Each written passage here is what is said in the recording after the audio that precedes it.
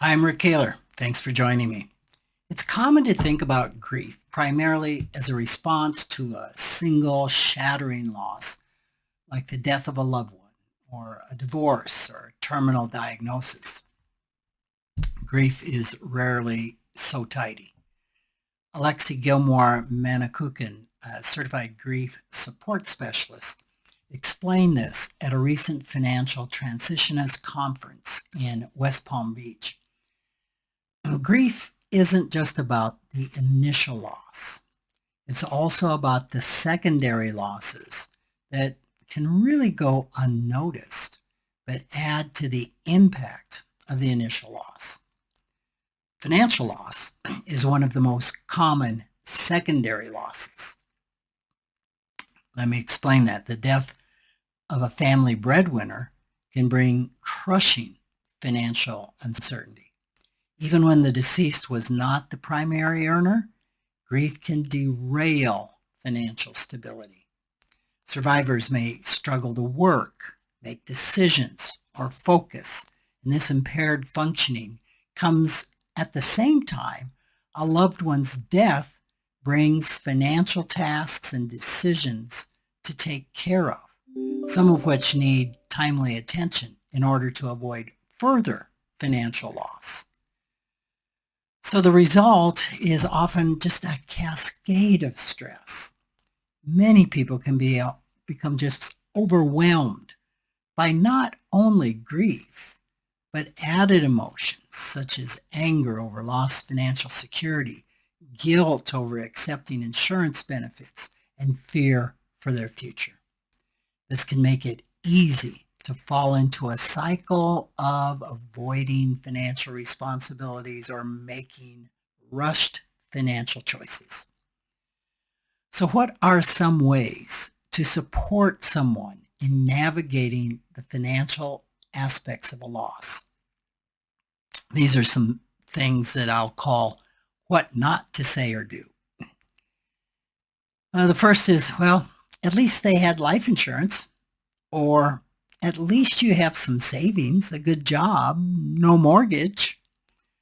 Such financial safety nets do matter and probably will eventually be a source of relief. Yet when the loss is fresh, at least is a phrase that minimizes the depth of someone's pain. Another one is, don't cry, or don't be angry, or don't be whatever. Give someone some space and support in doing so, to feel the anger, feel the sadness, feel the guilt, the confusion, or whatever it is they feel. Another is, what can I do to help? Now, often someone who is overwhelmed simply can't think of anything to ask for. Another is to avoid making impulsive, large financial gifts or loan. That might be intriguing to you. It's one thing if you can afford to help with immediate needs, like paying an overlooked utility bill or putting gas in the car. But promises or payments in large amounts, no matter how well intended, can lead to misunderstandings and resentments that will actually cause harm to relationships. Now, what could you say, or what could you do? The first is to offer specific assistance. Would it help if I connected you with a professional to handle some of your paperwork, a bookkeeper maybe? Or can I help you make phone calls or organize bills or tackle forms? Next is just be a supportive presence. Years ago, when a client who was also a friend lost her husband unexpectedly, I joined her initial meeting with the estate attorney. She was able to focus and do what was necessary. So I only added a few words. Yet she told me later how much it helped her to know I was there as a backup brain to step in if she needed help. Next is to realize that you can't fix it for them. Your role is to provide strength, support, and practical help to help them cope. That may mean sharing your own relevant financial knowledge and experience, or it may mean persuading them to go for a walk or take a nap or eat something.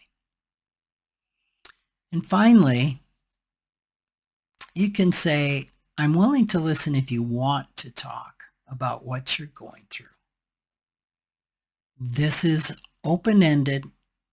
It's an offer that invites them to share as much or as little as they want. For the financial aspects of a loss, practical support and thoughtful guidance can help someone cope in the short term and rebuild financial stability in the long term. And along their painful journey, the greatest gift that you can offer a grieving person is your compassionate and patient presence. Thanks for listening.